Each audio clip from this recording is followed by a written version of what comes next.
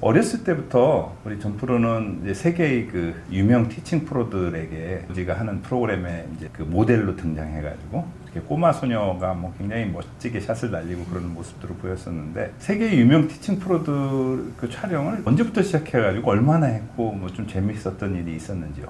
제가 그 방송 촬영을 시작하게 된 건 2009년이었고요. 제가 초등학교 2학년 때였던 것 같아요. 2008년이었나 하여튼 그랬는데 이제 아버지께서 하는 방송에 제가 이제 옆에서 약간 시범을 보이는 그런 역할을 했었는데 사실 너무 많은 선생님이 만나 뵙고 너무 많은 샷을 배웠는데 제가 기억에 남았던 게 한 2가지 정도 있었던 것 같아요. 처음은 제가 첫 촬영을 갔을 때였는데 이제 그 선생님께서 되게 나이가 많으신 분이었는데 이제 무릎을 꿇고 드라이버를 치는 그런 드릴을 이제 저도 본 적 있어요. 기억나요. 네, 방송에서 그거를 선보이셨었어요. 근데 이제 그분이 가르쳤던 주니어 이제 뭐 중고등학생들도 나오고 막 그랬었는데 저는 그때 9살이었다 보니까 키가 작잖아요. 그래서 그걸 제가 시도를 했는데 안 됐어요. 아예 그게 진행이 안 된 거예요. 뭐 땅을 쳤나 뭐 하여튼 그래가지고 그건 엔진하고 그건 아예 빼기로 하고 그렇게 넘어간 적도 있었고요. 그리고 제가 가장 좋아하는 선생님은 스탠 어틀리라고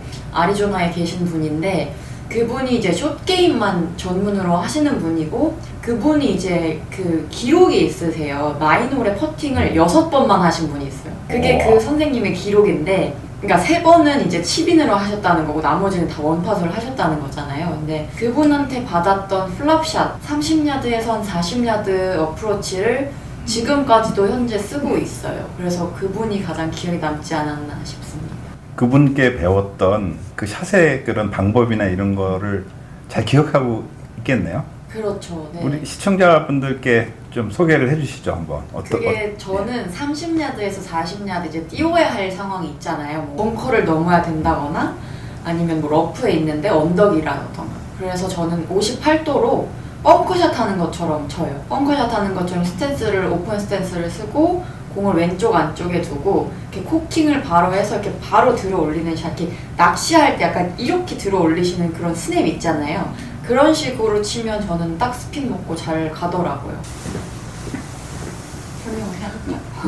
저는 일단 이렇게 공은 왼쪽에 두고 이제 클럽 페이스를 완전 열으셔야 돼요. 뭐 거리에 따라 다르긴 한데 그리고 이 부분이 바닥에 다 있어야 돼요. 이 날 부분이. 벙커샷 하는 것처럼 무릎을 구부리고 자세를 낮추고 바로 꺾어야 돼요. 벙커하는 것처럼. 저희가 코킹은 이렇게 해서 코킹을 하는데 여기 이 샷에서는 커핑이라고 하시더라고요. 선생님께 커피를 마시면서 그렇게 표현을 하시더라고요. 그래서 이렇게 꺾은 다음에 이 각도를 그대로 유지하면서 딱 이렇게 피니시 했을 때는 이렇게 편안하게. 그래서 다시 한번 보여드리면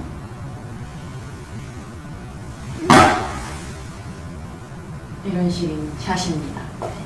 이 샷이 왜 제가 맨 처음에 무릎을 굽히라고 그랬잖아요. 이 자세를 낮춰야 되거든요. 왜냐면 우리가 헤드를 열기 때문에 이 바닥의 각도하고 헤드 각도가 변하면 안 돼요. 그래서 이게 무릎을 구부린 상태로 그대로 가야 되는데 이게 치면서 일어나면 바로 생크가 날 수가 있어요.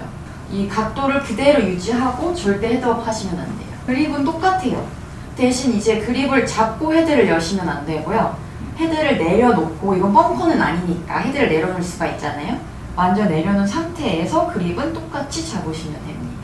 태국 선수들의 그런 약진이 아주 그 눈에 띄던데요. 그 태국 선수들하고도 이렇게 친하게 지내고 있는 걸로 알고 있는데 네. 그네들이 이렇게 갑자기 잘하는 이유는 뭐라고 생각하세요? 저는 이제 태국 선수 중에서 파자리 선수랑 가장 친한데요. 얼마 전에 우승했던 선수. 맞아요. 네, 몇 달 전에 그 친구가 우승해서 사실 경쟁자임에도 불구하고 제가 너무 기뻐가지고 막 연락을 했었던 기억이 있는데요. 저는 솔직히 말하면 태국 선수들이 갑자기 잘했다고는 생각을 안 해요. 제가 미국에서 주니어 이렇게 시합을 뛰었을 때 그때부터 태국 선수들이 굉장히 많았었어요.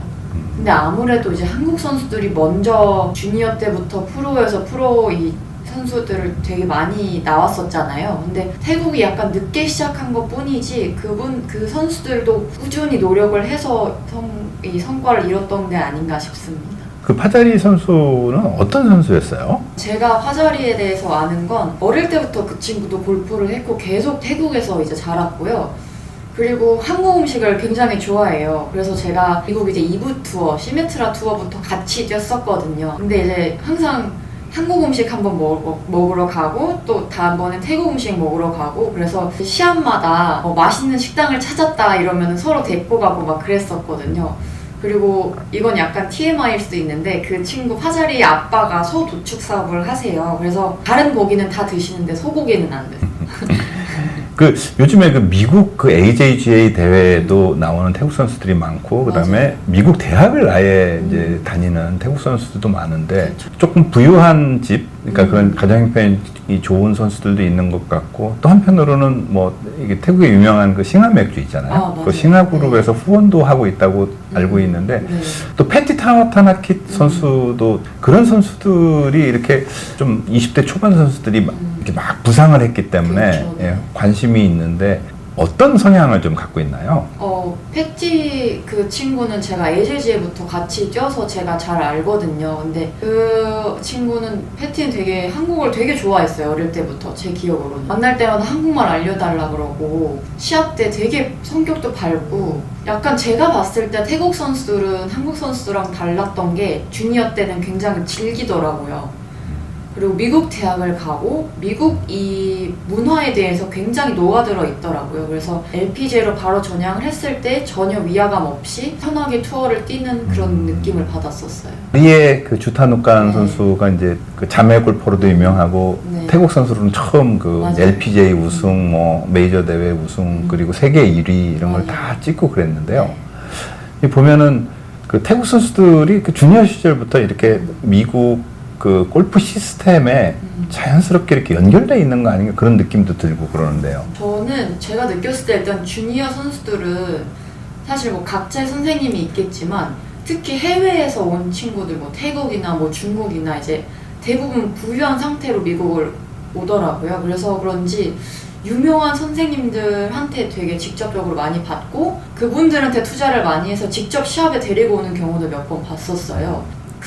특히 태국이라는 나라가 골프에 대한 그 열성이 어마어마한 나라가 아닌가 싶습니다.